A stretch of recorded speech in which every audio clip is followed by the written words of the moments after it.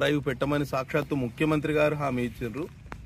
మొన్నటికి మొన్న incharge minister గారు కాజనార్ వస్తే మైక్లా చెప్పడం జరిగింది అందరికీ సమక్షంలో. కొత్తగా మేము ఒక్క చెట్టు కూడా పెట్టము, పోడు భూముల జోలికి పోము, పోడు రైతులను ఇబ్బంది పెట్టమని.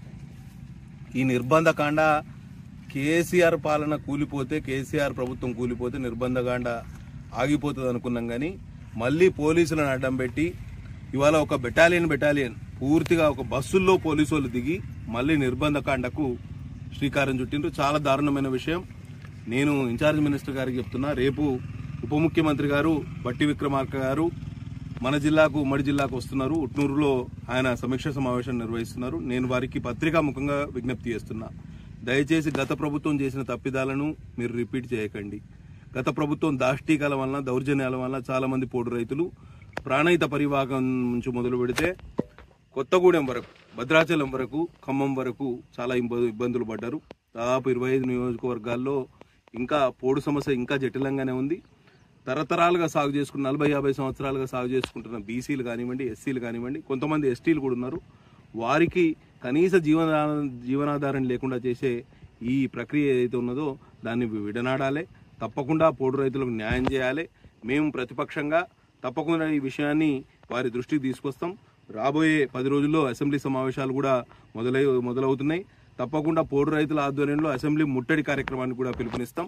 ఇటువంటి దుందుడుకు చర్యలు ఏవైతే, కవ్వింపు చర్యలు ఏవైతే ఉన్నాయో, సాక్షాత్తు ఫారెస్ట్ అధికారులు వాళ్ళు పోలీసు ఫోర్సును వెంటబెట్టుకొని, ఇదైతే ఎక్కడా లేదు, ఇది మాకు చెప్పింది ఒకటి, ఇక్కడ జరుగుతున్నది ఒకటి.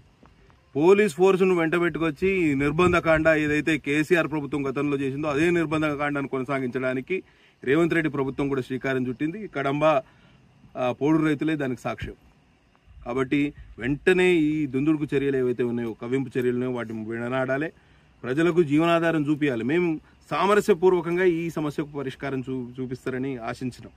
మేమేం చెప్పినాం, రోడ్డుకు ఒకవైపు కొంత భూమి ఉన్నది, ఆ భూమిని ఈ రైతులకు వదిలేయండి, ఇంకోవైపు మీరు ఈ ప్లాంటేషన్ చేయమని మేము అడిగితే ఈ 2 వైపుల ప్లాంటేషన్ చేసి ఈ 25 నుంచి 30 మంది రైతుల్ని ఇబ్బంది పెట్టే కార్యక్రమం చేస్తున్నారు. ఇక్కడే కాదు, పెంచకల్పేట మండలం కొండపల్లిలో ఇదే పరిస్థితి ఉన్నది, లోడుపల్లిలో ఇదే పరిస్థితి ఉన్నది, బెజ్జూరు మండలంలో ఎల్కపల్లి, సిద్దాపూర్, ఏటిగూడలో ఇదే పరిస్థితి ఉన్నది, రెబ్బెనలో ఇదే పరిస్థితి ఉన్నది, కొత్తగూడెంలో ఇదే పరిస్థితి ఉన్నది, చింతలమానేపల్లి మండలంలోని డబ్బాలో ఇదే పరిస్థితి ఉన్నది, తర్వాత ఆడిపల్లిలో ఇదే పరిస్థితి ఉన్నది, సిర్పూర్ మండలంలోని భూపాలపట్నంలో ఇదే పరిస్థితి ఉన్నది, ఇటుకలపాడులో ఇదే పరిస్థితి ఉన్నది, కాజనార్ మండలంలోని అంకుసాపూర్లో ఇదే పరిస్థితి ఉన్నది, కాజనార్ మండలం సారసాల్లో కూడా ఇదే పరిస్థితి ఉన్నది.